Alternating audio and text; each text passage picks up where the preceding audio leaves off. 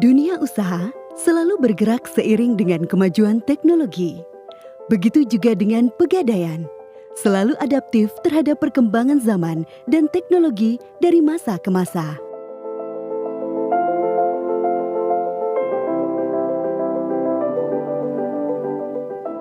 Perseroan senantiasa memegang teguh dan menjaga tradisi inovasi agar perusahaan selalu memberikan solusi sesuai tagline, mengatasi masalah tanpa masalah.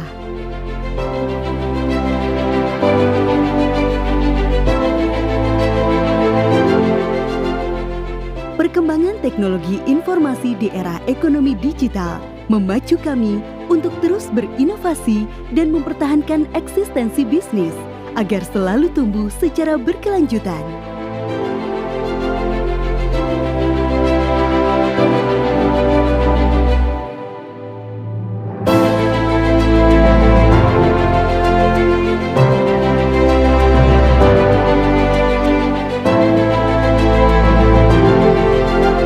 Assalamualaikum warahmatullahi wabarakatuh. Sebelumnya, perkenalkan, nama saya Konita Dila Putri. Saya adalah mahasiswa dari Universitas Jember Angkatan 2021.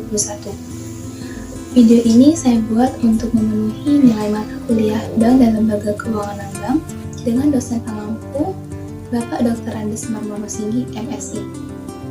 Pada video kali ini, saya akan membahas mengenai Pegadaian. Sebelum kita mengenal lebih lanjut apa itu Pegadaian, alangkah sebaiknya kita mengenal lebih dulu latar belakang dibentuknya Pegadaian.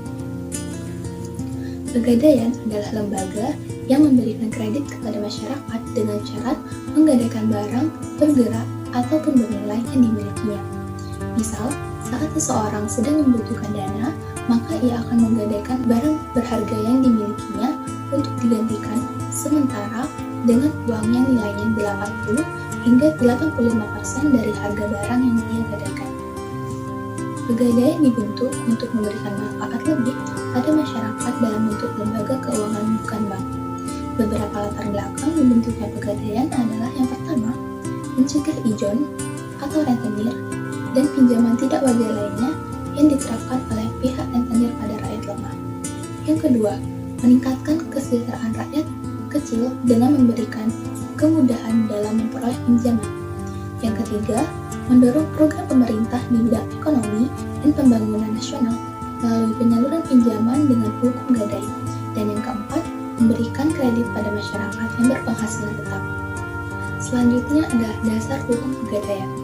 Dasar hukum Pegadaian diatur dalam Peraturan Otoritas Jasa Keuangan atau POJK nomor 31 POJK P05/2016 tentang usaha Pegadaian. Dalam hukum ini dijelaskan, gadai adalah suatu hak yang diperoleh perusahaan Pegadaian atas suatu barang bergerak yang diserahkan oleh nasabah atau oleh kuasanya sebagai jaminan atas pinjaman.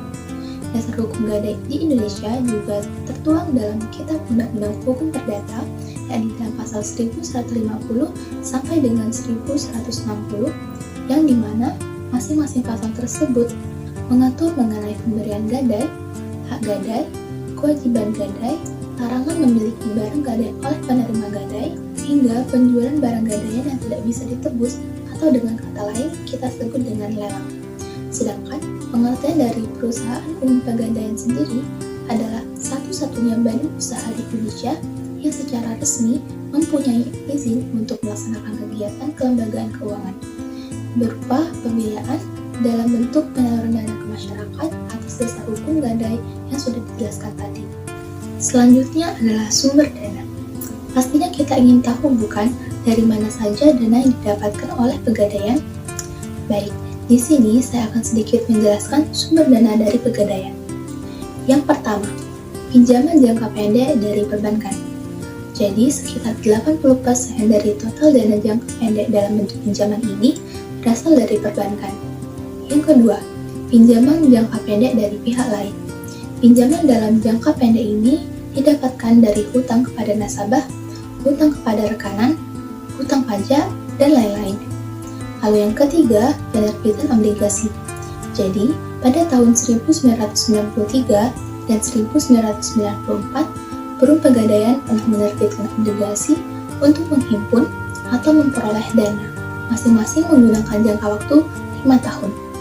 Yang keempat, modal sendiri. Selain mendapatkan dana dari pihak lain, Perum Pegadaian juga memiliki modal sendiri yang didapatkan dari modal awal di luar APBN, penyertaan modal dari pemerintah, dan laba ditahan yang merupakan akumulasi keuntungan sejak badan usaha ini berdiri. Dan yang kelima, penggunaan dana. Dari dana yang sudah dihimpun kemudian digunakan untuk mendanai kegiatan di Perum Pegadaian mencakup uang kas, dana kegiatan operasional, penyaluran dana, pembelian dan pengadaan berbagai aktivitas seperti inventaris dan juga investasi lainnya. Nah, selain kita ingin tahu sumber dana dari Pegadaian, pasti kita ingin tahu juga bukan apa sih keuntungan yang kita dapatkan jika kita menjadi nasabah di Pegadaian ini? Baik, saya akan jelaskan ya. Yang pertama adalah waktu yang relatif singkat dalam mendapatkan pinjaman uang tersebut. Jadi, uang tersebut dapat kita terima kurang lebih 15 menit dari persetujuan gadai yang kita terima. Jadi, jika kalian tanya, kok cepet banget sih? Ya, karena prosedur yang digunakan dalam Pegadaian ini tidak berbelit. Kita hanya menyerahkan kartu identitas saja, lalu kurang lebih 15 menit, maka pinjaman kita sudah dapat dicairkan. Yang kedua, dengan persyaratan yang sederhana akan memudahkan konsumen untuk memenuhinya. Seperti yang saya jelaskan barusan, yaitu hanya dengan menggunakan atau mengajukan surat identitas ataupun KTP, maka pinjaman sudah dapat dicairkan. Yang ketiga, dapat diperpanjang. Artinya saat waktu jatuh tempo sudah dekat, tetapi kita tidak memiliki dana untuk melunasinya, maka kita dapat mengajukan perpanjangan waktu pembayaran. Yang selanjutnya, barang jaminan yang kita gadaikan akan aman dan tidak akan berpindah kepemilikan barang. Barang tersebut hanya ditukar dengan nilai barang itu tadi.